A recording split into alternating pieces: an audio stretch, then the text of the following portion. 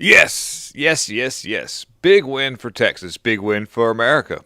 This shouldn't be an issue, but it is because Democrats are a-holes. Fifth Circuit Court of Appeals approves and allows for Texas to enforce voter ID to secure their elections. This is a big deal. Huge, huge, huge deal.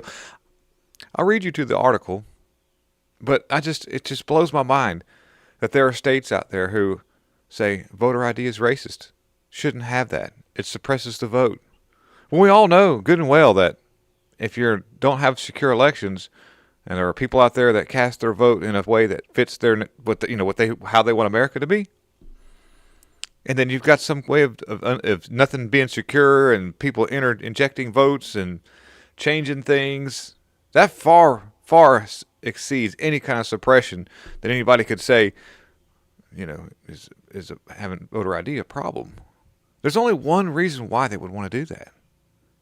Because they want to cheat. Let me read you the article. Federal Appeals Court rules Texas can enforce law requiring ID for mail-in ballots. This is a great win, like I said. The Fifth Circuit Court of Appeals on Monday ruled Texas can enforce a law requiring ID for mail-in ballots. A three-judge panel unanimously overturned a lower court's block on the state's mail-in ballot requirements. The three judges include Judge James Ho, a Trump judge, Judge Don Willett, another Trump judge, and Judge Patrick Higginbottom. Reagan judge. So these are, you can say what you want about it, but those are conservative judges, and there's nothing wrong with having that. We all know the debacle that occurred in 2020 with the mail-in ballot scheme.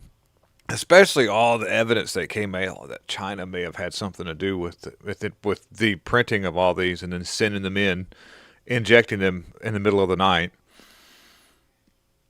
Big deal. And so we have no difficulty concluding that this ID number requirement fully complies with the provision of federal law known by parties as a materially provision of the 1964 Civil Rights Act judges rule, because it protect civil rights. There's a lot of people that are Americans that believe in America that want this to happen because it's protecting their rights. It's protecting everybody. The only people that not having ID protects are illegals or illegitimate votes.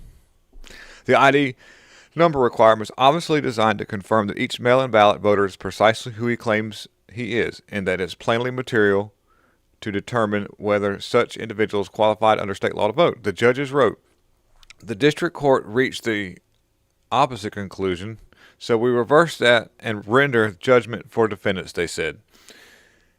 The redistricting in Texas, the bills that are being put in forth right now by Marjorie Taylor Greene and some other really key components that are actually operating in the favor of America for everybody of all creeds are going to strengthen this country exponentially in the long run. Now, that's a big deal. It's such a big deal that Democrats had all fled Texas and haven't came back yet and face felony charges.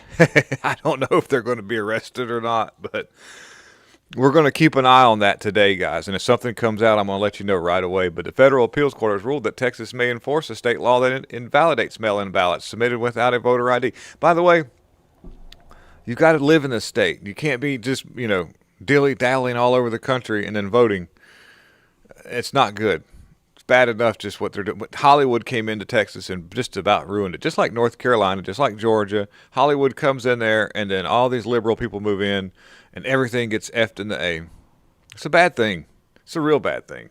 So we're going to keep an eye on Texas, though. We're going to see what happens with this mail-in ballot stuff and these Democrats who fled. Thank you for watching. Have a wonderful day.